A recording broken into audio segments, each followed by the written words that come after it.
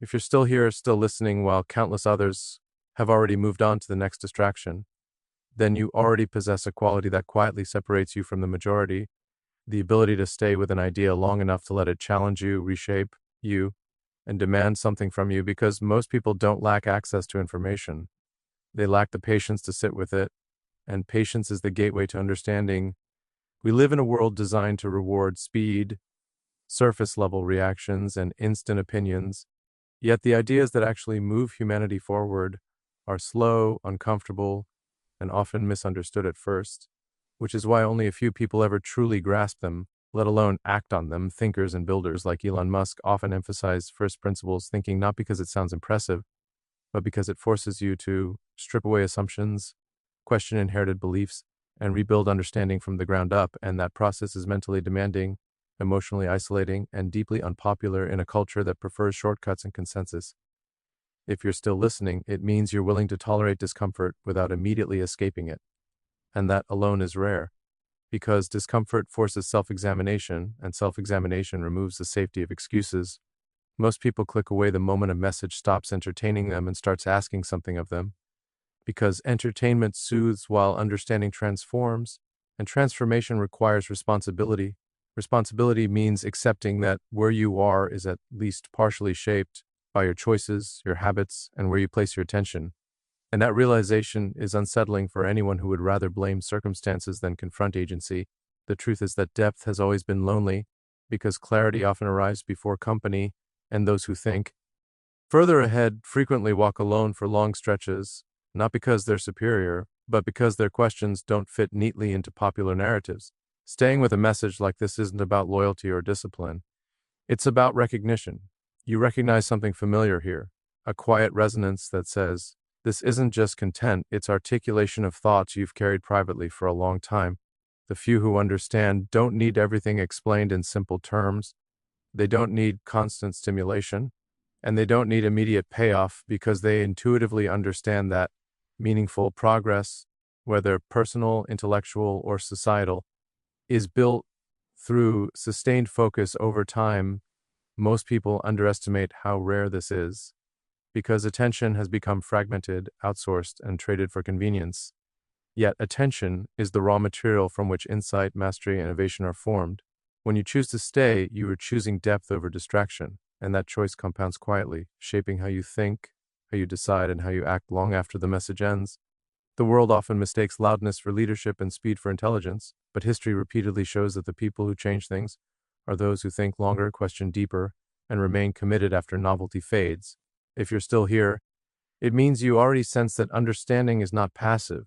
It's an active process that requires endurance, humility, and courage, because once you truly understand something, you can't unknow it, and that knowledge carries an obligation to act differently.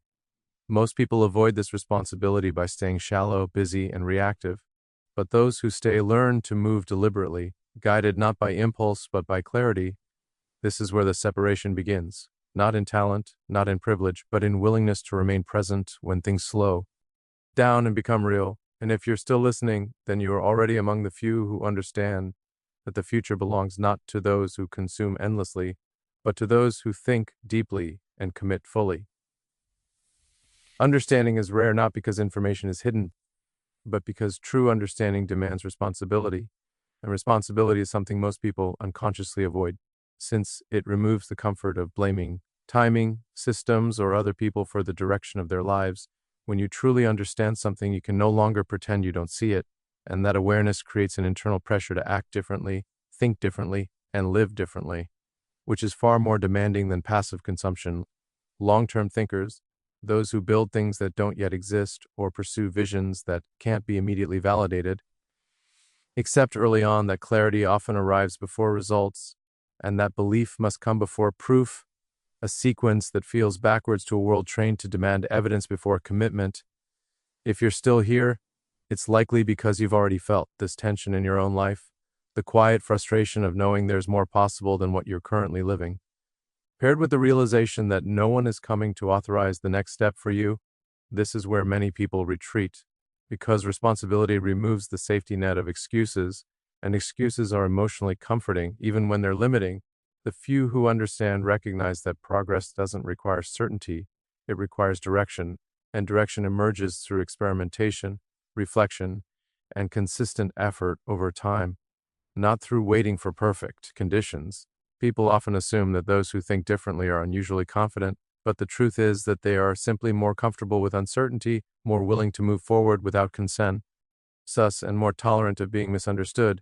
This tolerance is not arrogance, it's acceptance, an understanding that innovation, whether personal or technological, rarely makes sense to the majority until after it works. Most people want clarity without discomfort, but clarity is forged through discomfort, through testing assumptions, failing publicly or privately, and refining ideas through experience rather than theory. If you stayed with this message, it's because you recognize that shallow motivation fades quickly, while deep conviction is built slowly through repetition, discipline, and reflection. The few who understand don't chase inspiration because inspiration is unreliable. They build systems, habits, and principles that carry them forward even when motivation disappears. They know that consistency outperforms intensity, and that small deliberate actions compound in ways that sudden bursts of effort never do. Understanding this changes how you relate to time. You stop measuring progress in days or weeks and start thinking in years, even decades, knowing that meaningful work often looks like stagnation before it looks like success. This perspective is isolating in a fast-paced world because patience is often mistaken for passivity and restraint is mistaken for fear. Yet those who understand know that timing is as critical as effort, and that knowing when to wait is just as important as knowing when to act. Being one of the few who understand means accepting that the path forward will not always be clear, linear, or plotted, but it will be yours, shaped by intention rather than reaction. This is the quiet shift that separates spectators from builders, consumers from creators, and followers from those willing to lead without guarantees. If you're still here, it's because you're not looking for easy answers.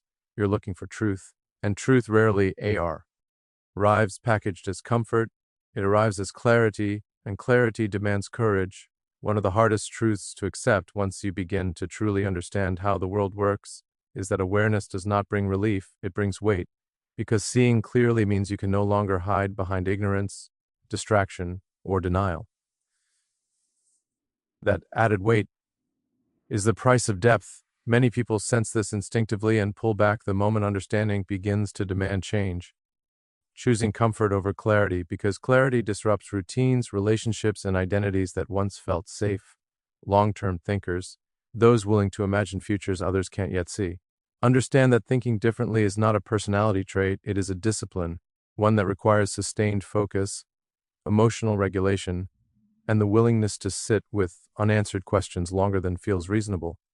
If you're still here, you've likely experienced the subtle shift where curiosity turns into responsibility, where insight demands alignment, and where knowing more forces you to live more intentionally. This is the moment where many people disengage, not because they don't understand, but because they do. And understanding removes the option to remain unchanged. The few who continue accept that discomfort is not a sign of error, but a signal of growth. And they learn to interpret friction not as resistance, but as feedback.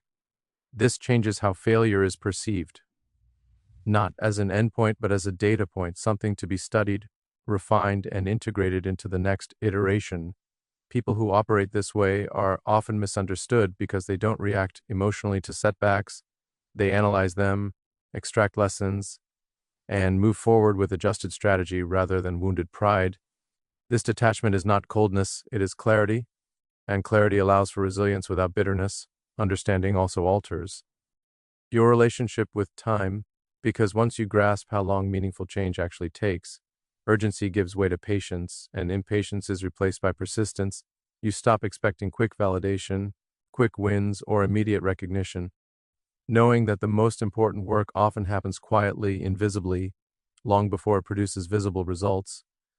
If you've stayed with this message, it's because you recognize that depth requires endurance, that mastery is built through repetition, and that identity is shaped by what you consistently choose, not what you occasionally attempt. This perspective naturally distances you from comparison, because comparison is rooted in surface-level metrics, while understanding is rooted in trajectory. You begin to measure progress by alignment rather than applause, by learning rather than outcomes, and by integrity rather than popularity. The few who understand also accept that being early feels exactly like being wrong, and that standing apart often looks like failure until it doesn't. This is why so many promising ideas die early, not because they were flawed, but because they're abandoned before they mature. If you're still here, it's because some part of you already understands this intuitively, even if it's cost you certainty, belonging, or comfort at times. You know that clarity is not loud, that confidence doesn't need constant reassurance, and that long-term vision often demands short-term solitude. This is not an easy path, but it is an honest one.